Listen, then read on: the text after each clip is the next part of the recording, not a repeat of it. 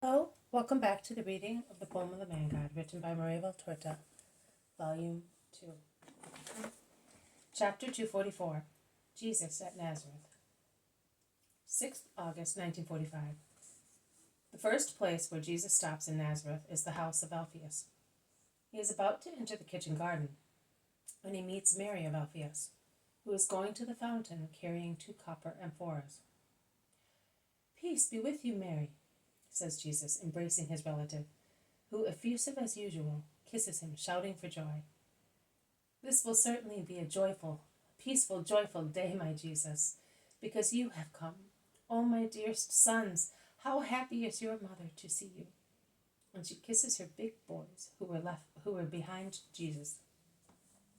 "You are staying with me today, are you not? I have just lit the oven for the bread, and I was going to the fountain, because I do not want to interrupt its baking." "Mother, we will go," say her sons, taking the amphoras. "How kind they are, aren't they, Jesus?" "Yes, they are so kind," confirms Jesus. "Also to you, are they not? Because if they should love you less than they love me, they would be less dear to me." "Be not afraid, Mary. They are nothing but joy to me." "Are you alone? Mary went away so suddenly. I would have come too. She was with a woman, a disciple?" "Yes, Martha's sister." "Oh, blessed be God! I have prayed so much for that. Where is she?"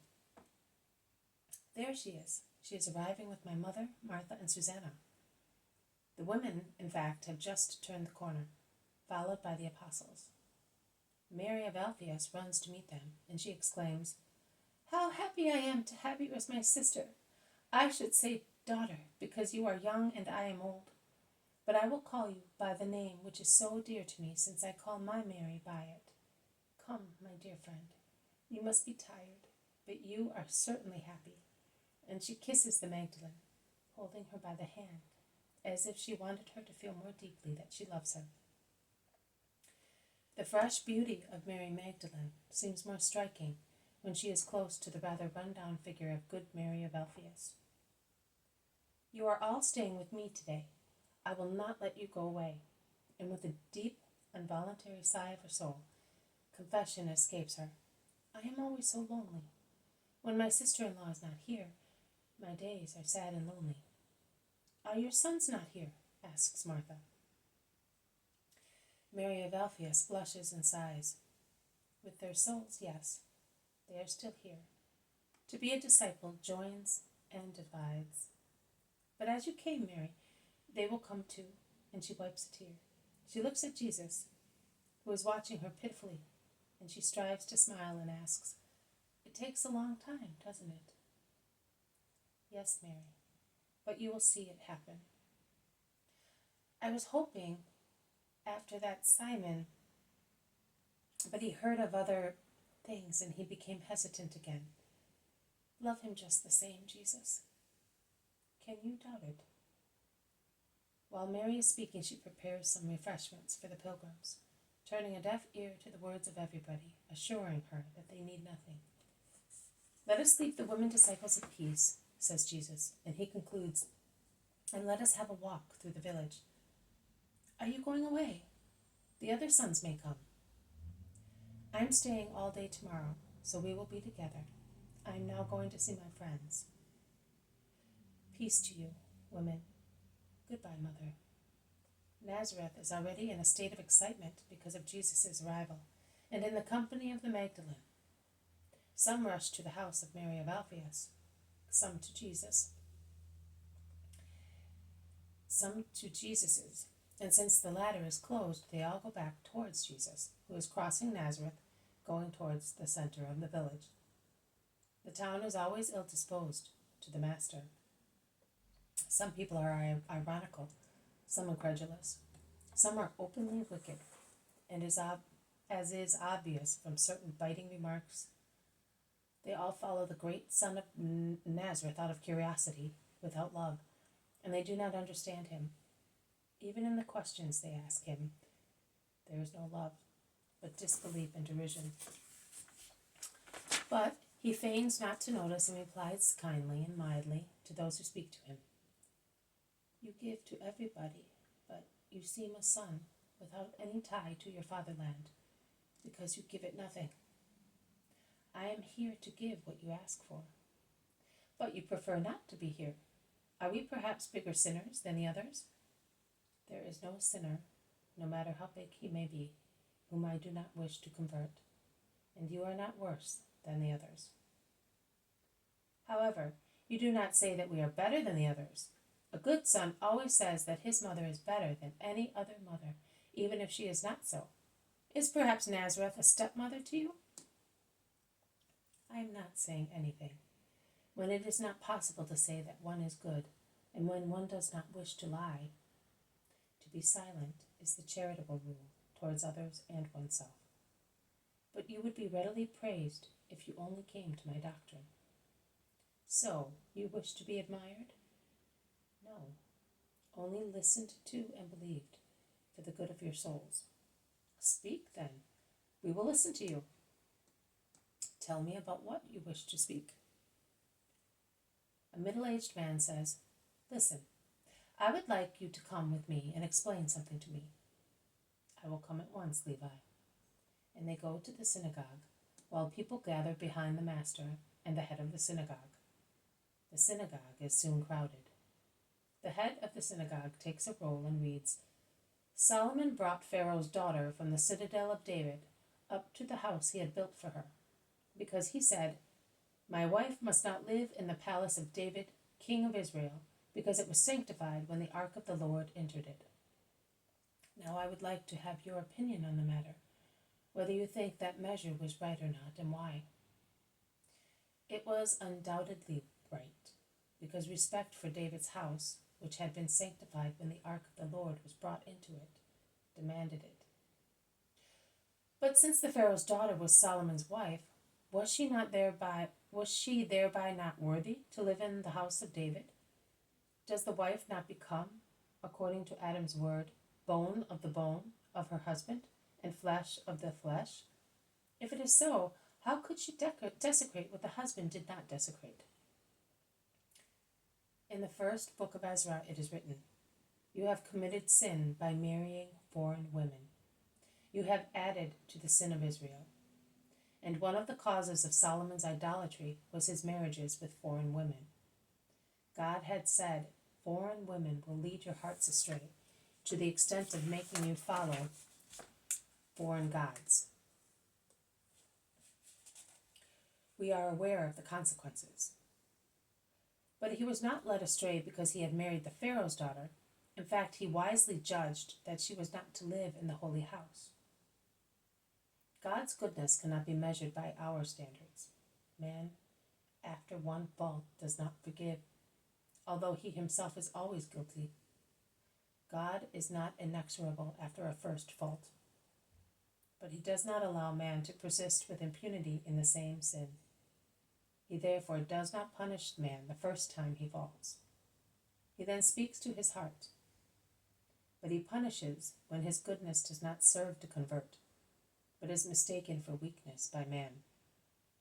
He then inflicts punishment, because God is not to be derided. Although bone of his bone and flesh of his flesh, the Pharaoh's daughter had laid the first germs of corruption in the heart of the wise king.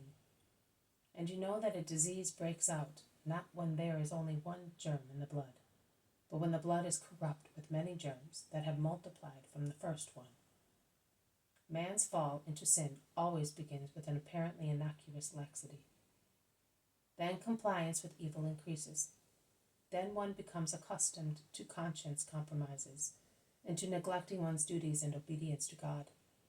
And thus by degrees, man falls into grave sins, even of idolatry, in the case of Solomon, who thus provoked a schism, the consequences of which are still lasting. So you say that it is not necessary to be extremely careful and to have the greatest respect for the holy things? For holy things. Most certainly. Now explain also this to me. You say that you are the Word of God. Is it true? I am. He sent me to bring the gospel to all men on the earth and to redeem them from all their sins. So, If you really are what you say, you are greater than the ark, because God is not in the glory dominating the ark, but he is within you. You are right. That is the truth. Why then do you desecrate yourself? And did you bring me here to tell me that? I feel sorry for you and for those who urged you to speak. I ought not to justify myself, because every justification is deliberately misunderstood by your hatred. But I will give a justification to you who accuse me of not loving you and of desecrating my person. Listen, I know what you are hinting at, but I reply to you, you are wrong. As I open my arms to those who are dying in order to bring them back to life, and I call the dead and give their lives back to them, likewise I open my arms to those who are more truly about to die, and to those who are more truly dead, sinners, to bring them to eternal life and raise them, if they are already putrid, so that they may not die again. But I will tell you a parable. A man became a leper because of his many vices. Human society banished him from its company, and the man, in dire solitude, began to ponder on his situation and his sins, which had brought him to that state. Many years passed thus, and when he had given up hope, he suddenly recovered his health. The Lord had mercy on him because of his many prayers and tears. What did the man then do? Could he go back home because the Lord had had mercy on him? No. He had to show himself to the priest, who, after examining him for some time, had him purified and sacrificed 2 sparrows. And after washing his clothes, not only once but twice, the man went back to the priest with the prescribed spotless lambs, the ewe lamb, flour and oil. The priest then led him to the door of the tabernacle, and the man was finally religiously readmitted amongst the people of Israel. But tell me, when he went to the priest the first time, why did he go? To be purified the first time, and thus be able to go through the great purification, which would readmit him amongst the holy people. You are right. So he was not entirely purified? No, there is still a lot missing before he is, with regard both to his body and his soul. How did he dare then to go near the priest the first time when he was utterly unclean, and a second time to go near the tabernacle? Because the priest is the necessary means to be readmitted amongst the living. And the tabernacle? Because only God can forgive sins, and it is of our faith to hold that God rests in his glory beyond the holy veil, dispensing his pardon from that source. So the cured leper is not yet clear of sin when he approaches the priest in the tabernacle? No, certainly not. Men with twisted thoughts and insincere hearts, why do you accuse me if I, priest and tabernacle, allow spiritual lepers to approach me? Why do you have 2 measures to judge? Yes, the woman who is lost is now here with me, as well as Levi the publican, who is here with his new soul and his new office, and many others as well, who came before them. They may stay, because they have been readmitted amongst the people of the Lord. They were brought to me by the will of God, who has given me the power to judge and absolve, to cure and raise people from the dead. There would be desecration if they persisted in their idolatry, as Pharaoh's daughter did. But there is no desecration because they have embraced the doctrine that I brought to the earth, and through it they have risen to the grace of the Lord. Men of Nazareth, who lay snares for me, as you do not think that it is possible that the true wisdom and justice of the word of the Father are in me, I say to you, imitate sinners. They truly surpass you in coming to the truth. And I also say to you, do not have recourse to mean snares to oppose me. Do not do that. Ask, and I will give you the vital word, as I give it to everyone who comes to me. Receive me as a son of this land of ours. I bear you no grudge. My hands are full of caresses. in my heart of the desire to teach you and make you happy. I am so anxious to please you that if you wish so, I will spend the Sabbath with you, teaching you the new law. There is a conflict of opinions amongst the crowd, but curiosity or love prevails, and many shout, "Yes, we will be here tomorrow and will listen to you." I will pray that every obstacle oppressing your hearts may be removed during the night, so that every prejudice may vanish, and with free minds you may understand the voice of God that has come to bring the gospel to the whole world. But it is my desire that the first place capable of receiving it may be the town where I grew up. Peace to you all. This has been a reading from the poem of the Man God, written by Maria Valtorta, Volume 2, Chapter 244, Jesus at Nazareth. Thank you for listening. I will see you tomorrow. May God bless you, and may peace be with you.